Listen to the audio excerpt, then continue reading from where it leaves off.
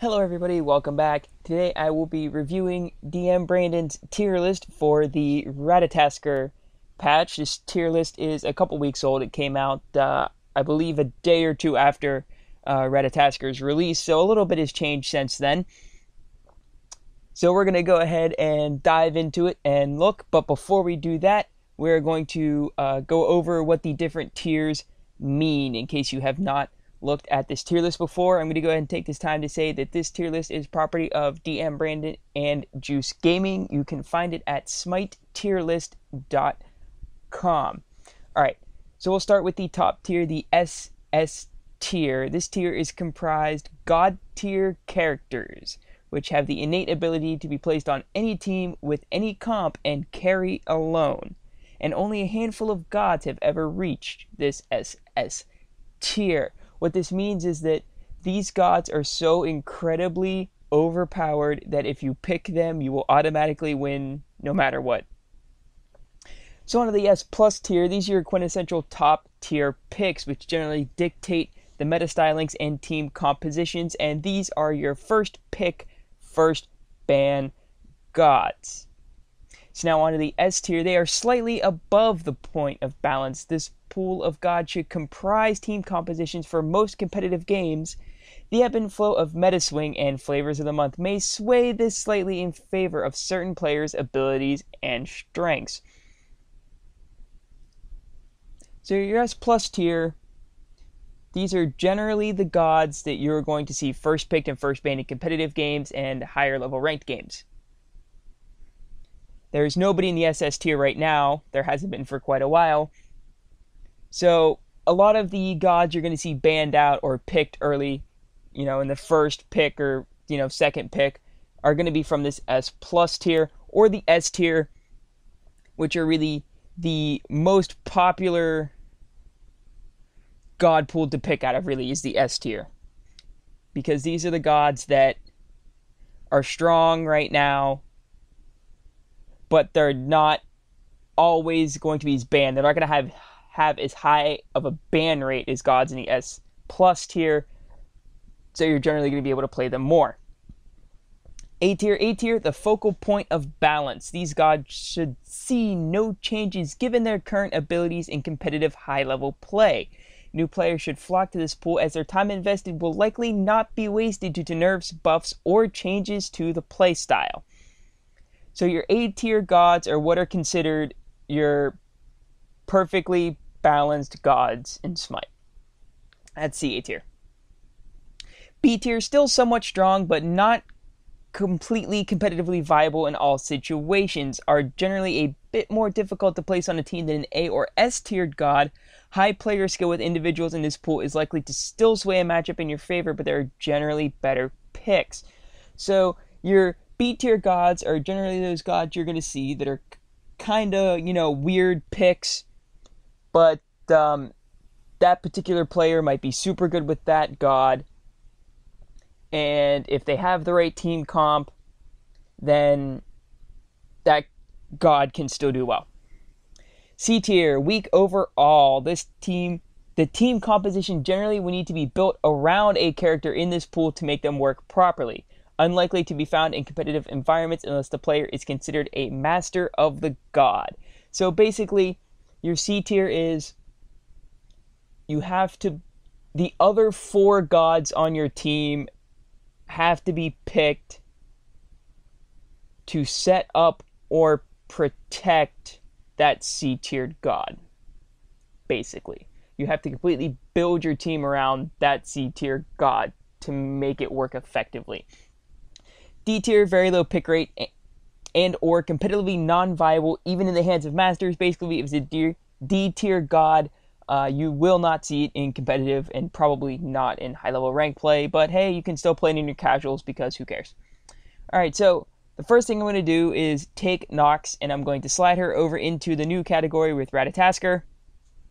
This is because Nox recently got a rework. Her rework is now out. However, she's going to be unavailable for ranked and SPL play for probably a couple weeks, and by the time she's ready or allowed to be played in the SPL, it'll probably be about time for the next new god anyways, so I might as well just wait a few weeks, just wait till the next tier list to place her somewhere, because I don't want to wait even longer before I get this one done. So for all intents and purposes, we're just going to have Nox in the new category and move on. So nobody in SS, so we're going to go to S+. Pwash, I am going to move down to S. I've watched the SPL. Pwash has been played 3 times so far, 2 times not so well, and 1 time excellently. Very excellently was he played. And he was banned out a couple times. He wasn't a priority pick. There were a lot of times where he was not picked or banned. But he still has the capability to be super strong, especially when coupled with the right team comp. When he succeeded in that one game, he had a team comp that was really built to have Pwash. For example, it had Odin in it, trap him in the Ring of Spears, and open the crypts. So Pwash, I think, is an S tier god simply because he needs a little more team comp to be built around him than S+ tier gods should have. So, on to the next god. Athena is definitely S+. She is definitely top 2 support in the game. You could argue Athena or Sylvanas as the number 1 support in the game of Smite right now. The Athena taunt is, again, arguably one of the best abilities in the game of Smite. And her global ultimate just comes in handy so often. Neith is also S+. She's top pick, top ban material. Mostly because Heartseeker is super strong right now. They recently nerfed Heartseeker a tiny bit, but it still looks like it's going to be the way to go. And Neith is super good with Heartseeker. Plus, when you pick Neith, there's still an air of uncertainty to it, because you can play her in the duo lane as a hunter, you can play her in the mid lane, or you could play her in the solo lane. So when you pick her, enemy team still doesn't necessarily know where that Neith is going. So that air of uncertainty helps to make Neith even better and even higher on this tier list.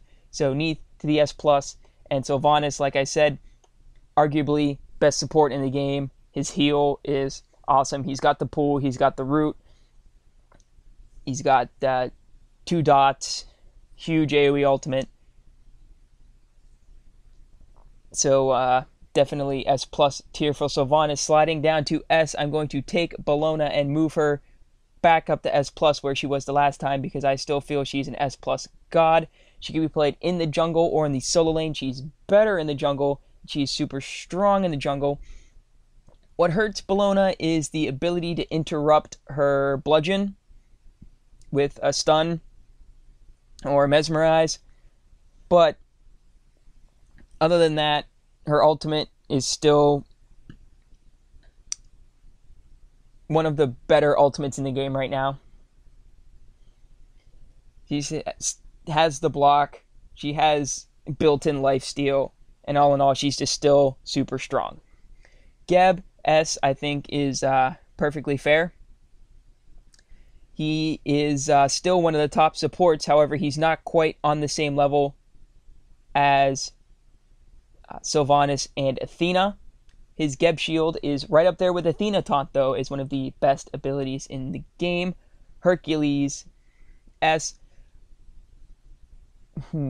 I think we'll leave Hercules as S. He's kind of falling out of the meta just a bit, simply because warriors are not as popular in the solo lane right now, which is where Hercules is played the most. However, you do see some Hercules jungle, and you do see some Hercules support, and he still does well in those roles. He is still a raid boss. He is still incredibly hard to kill. So we're going to leave him in the S tier. Hoon Bots, one of the premier junglers in the game right now.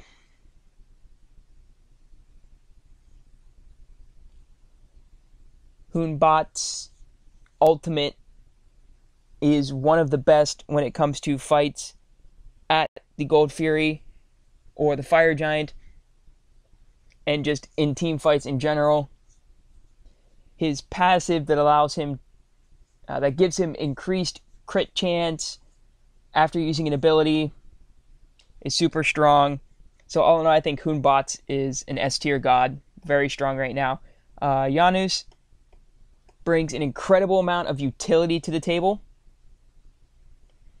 You often will build full CDR on Chronos. You often get cooldown boots and Chronos Pendant. Sometimes you will go do more first to get some earlier burst damage, but you're still generally going to build full CDR on Chronos because you can use his ultimate through space and time every 60 seconds, I think it is the cooldown at max rank with full CDR. So 60 seconds to be able to, send your entire team across the map is pretty strong, as well as just using the portal from his 1 to help him gank, as well as escape and help teammates escape. And he still has good damage potential. Rom, one of the top hunters right now. He's not necessarily fitting in with his Heartseeker meta because Rom isn't a god you need to stack a lot of power on. However, you still build him with Dev Gloves and he still does strong. He still hits hard late game. And overall, he's still S tier. Serket has fallen out of favor. Why? I'm not quite sure. I don't know if just other picks have become more popular, especially Bellona. But Serket overall has become less popular, and I just think that people have found enough ways to counter Serket that's why she's fallen from the S plus tier that she has been in for quite some time, and even up in the SS tier for a little bit, has come down to the S tier. And I think right now that's fair. Sobek, S tier, is right where he needs to be. Sobek is a pretty good pick right now. You can play him in the support role. He's not the best there. He's better in the solo lane. You can play him in the support role, and he's a pretty darn good solo laner as well. Super tanky. He cannot die. Thor has been one of the premier junglers for quite a while now, and he still is one to this day. He just brings an incredible amount of utility, and he's very strong early game, especially because of his passive that gives him extra power when he's around enemy gods. So Thor, still super strong. And Xbalanque, arguably the hardest hitting hunter in the late game against enemy gods. He just pops sprint 3, pushes 1, holds left click, and just kills everything. I mean, I know a lot of hunters have that potential, but Xbalanque really has that potential, especially with his dash.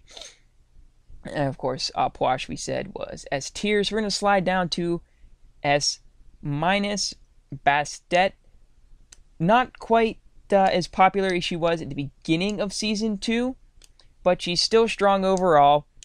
Her ultimate is very strong, and just her ability to do exactly what you need a jungler to do, which is jump in, do damage, and then get out, which she can do thanks to her double jump. Isis, very popular in the mid-range lane right now because of her utility. She's got the silence and the stun, as well as her circle protection ultimate that is very good at the Gold Fury and the Fire Giant. It heals as well as does damage, and it's a huge, huge circle. Isis, Isis was not part of the... I was thinking Isis might have been part of the Opwash combo because there was a lot of huge AoEs, but they're both mid laners, so Isis was not. I'll have to think about who the others were. Loki, coming back into favor as, especially as a solo laner. He can really stalemate a lane pretty well and just keep from losing the lane. He's not always going to win the lane per se, but he can do a good job at not losing the lane, as well as he is, without a doubt, the best split pusher in the game. So Loki, S-, I think is fair. Nemesis, I think, is a very situational pick.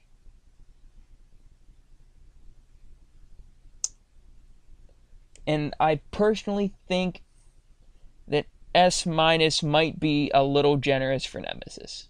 Simply because she's such... she's a pick that... she's more of a counter pick, is what I'm trying to say.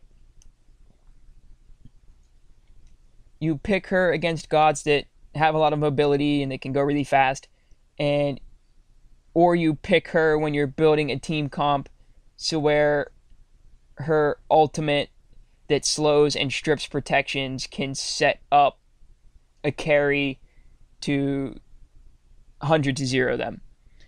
For example, Nemesis ulting somebody and then Poseidon crackening that target. Still, I just don't see her S+ right now. Scylla, I feel the same way about. Scylla is not really a counter pick or a pick that you're building a team comp around. I just feel that Scylla is not as strong as some of the other mid laners. I don't think she's as strong as Isis right now. I don't think she's as strong as Agni. I don't think she's as strong as Poseidon. So I'm going to slide her down into the A tier, and then we'll see how some of those other mages down in the A tier move around. Apollo, as we move to the A+ tier, I think is right where he needs to be. Apollo very much coming back into favor as both a hunter and a solo laner. And I think with the recent nerf to Bluestone Pendant, I think that Death's Toll will now become more popular on hunters, and that will only help Apollo even more. So, Apollo, welcome back to the meta. A+. Kumbhakarna. I think Kumbhakarna's right where he needs to be, just in relation to the other Guardians. If that makes any sense. I don't necessarily know if he's A+ material, but as far as where he is placed and where the other Guardians are placed on this tier list, it makes sense. For example, I wouldn't pick Kumbhakarna before I picked Athena, or before I picked Sylvanas, or before I picked Geb. However, I would probably pick Kumbhakarna before I picked Bacchus. I would pick Kumbhakarna before I picked Ares in some situations.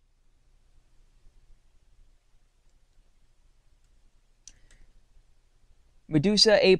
Medusa is a super strong hunter right now. If you can hit level 5 before 3 minutes, her mid-camp control is just insane. And she has her dot, she has her dash, and her wave clear with her acid splash is very good. And you can build her Dev Gloves or Heartseeker. She works with both depending on your matchup. So overall, Medusa, A+. Ymir, A+. Ymir is very strong right now, as are a lot of Guardians right now, just for the simple fact that Guardians are kind of made to be good when they're behind, because Guardians are often played in the support role and they don't get as much farm, so therefore they're usually behind the other members on their team. So they're kind of made to be a little stronger when they're behind. So when you take Ymir and you put him in the solo lane or in the jungle where he gets a lot of farm and he's not behind, he's really strong. So Ymir at A+ is right where he needs to be. Agni, I'm going to slide Agni up to A+, mostly because of his relation to the other mages on this tier list.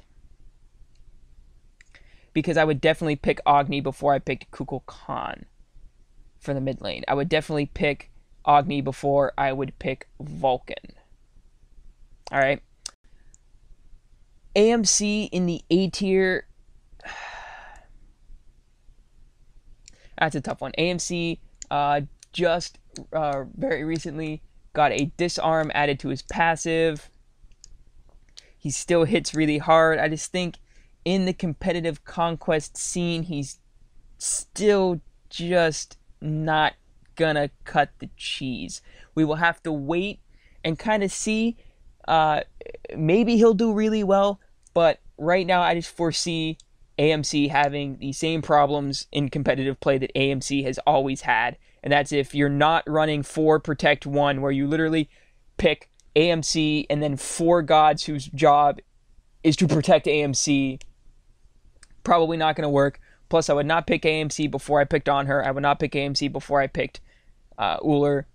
So we're going to go ahead and slide AMC down here to the A+ tier. On Her A, I think is good. He's more of an early game hunter. He works well with Heartseeker. He's got, the stun, and CC immunity on an ultimate is always nice. So On Her A tier is perfect. Ao Guang A tier I think is fair. He's a pretty balanced god right now. They added the heal onto his ultimate, which really kind of brought him back from the depths of the tier list, so to speak. Ares A tier I think is perfectly fair. Ares is strong, but he's not Ymir strong. He's strong, but he's not Geb strong, right? He's not as good as them. He does have a lot of damage potential, but the more CC immunity, the more, I mean, the enemy team has Ares, you can pick an On Her, because if Ares ultis On Her can just ulti and get the CC immunity and be fine. Awelish,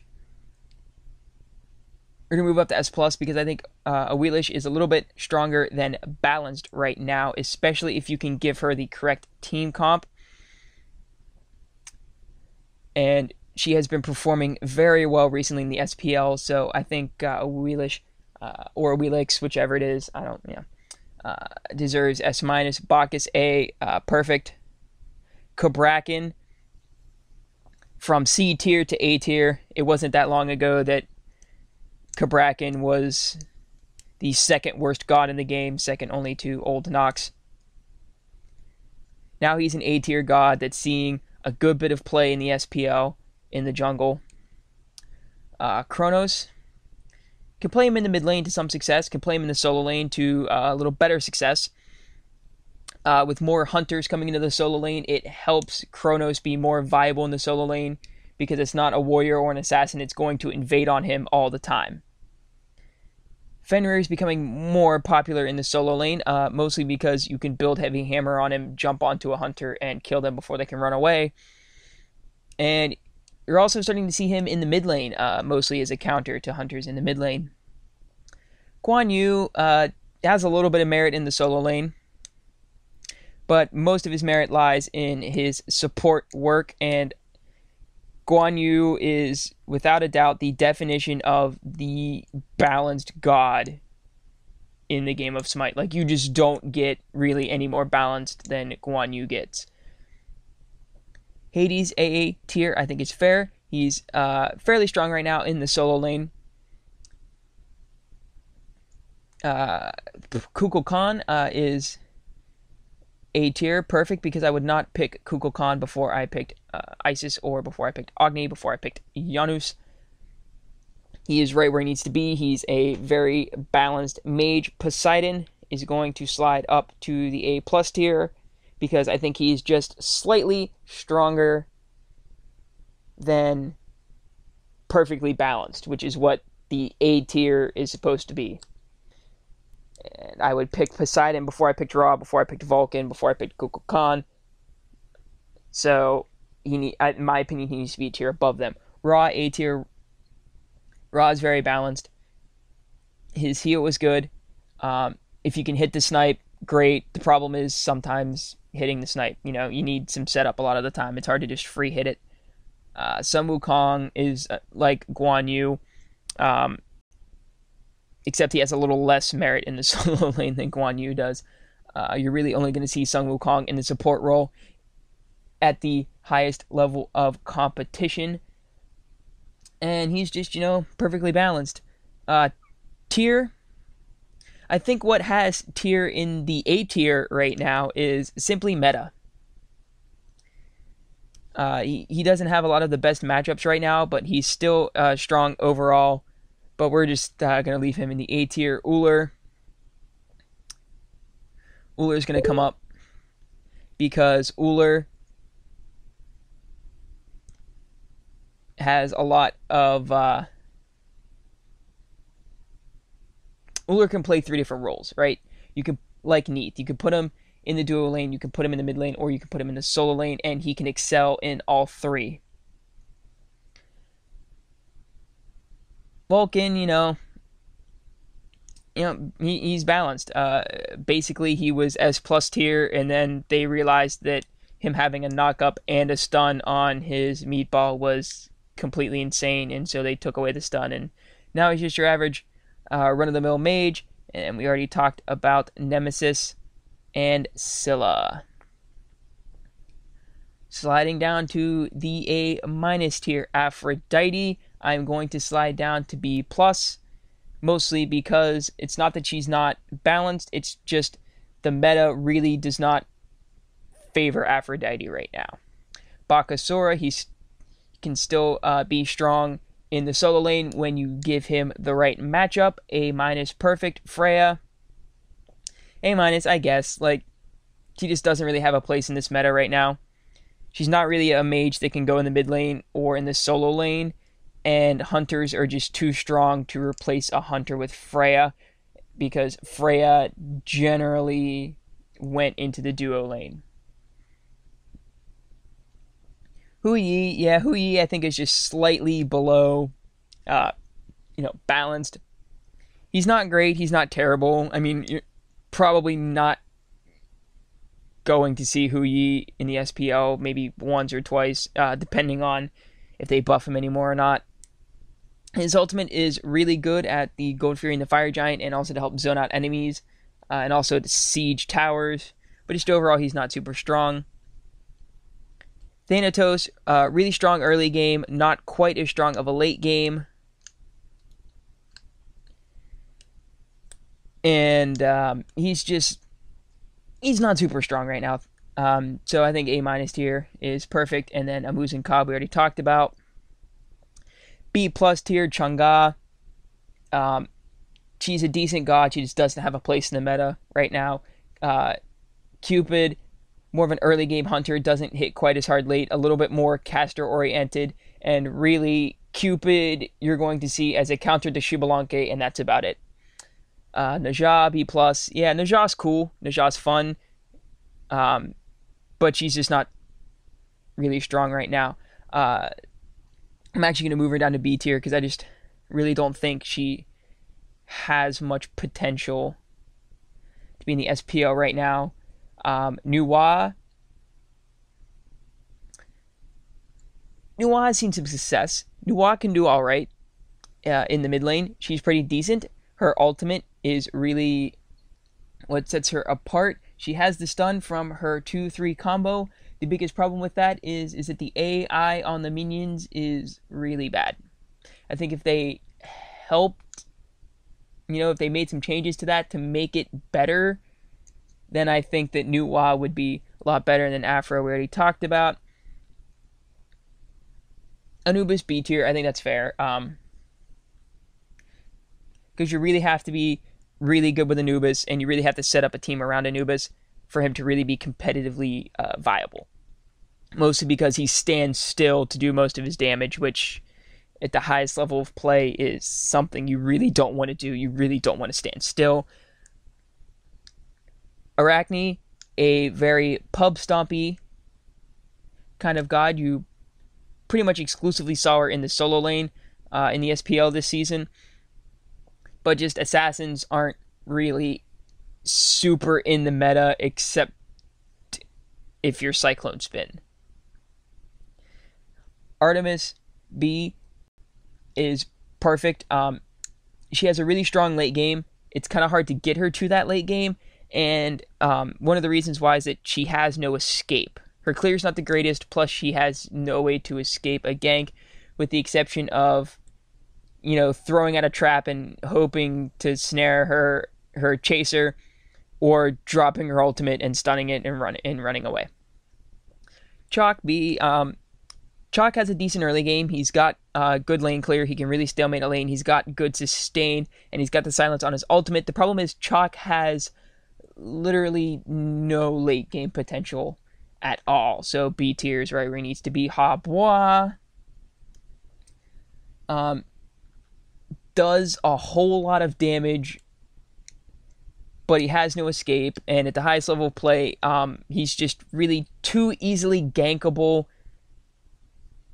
to really shine in the SPL. Hell, B tier. Hell is a strong god in and of herself. However, she does not fit in the meta, and the thing with Hell is that she needs a little bit of time to get online. Not a lot of time, but the problem is that she's too easily gankable, and if she gets out pushed early, she's just not going to come online in time. The game's going to be over before she can really come online. Kali can still work. She can still be that hyper carry. The problem is that Chin size is awful now. They made Chin size crappy, and they also made it super expensive. So that really just killed Kali. Mercury can be strong. He's a very good boxer. He's one of the best boxing assassins in the game. He's got a lot of mobility, but again, he's just not in the meta right now. Odin, we're going to slide up to B+. I feel Odin can be fairly competitively viable in some situations, both as a solo laner and as a support. And with a decent team comp built around Odin, for example, Apwash or Isis or even Hu Yi, gods with huge AoEs where you trap them in and then, you drop a Kraken in the Ring of Spears and just kill everyone inside it. Osiris, again, Chin size.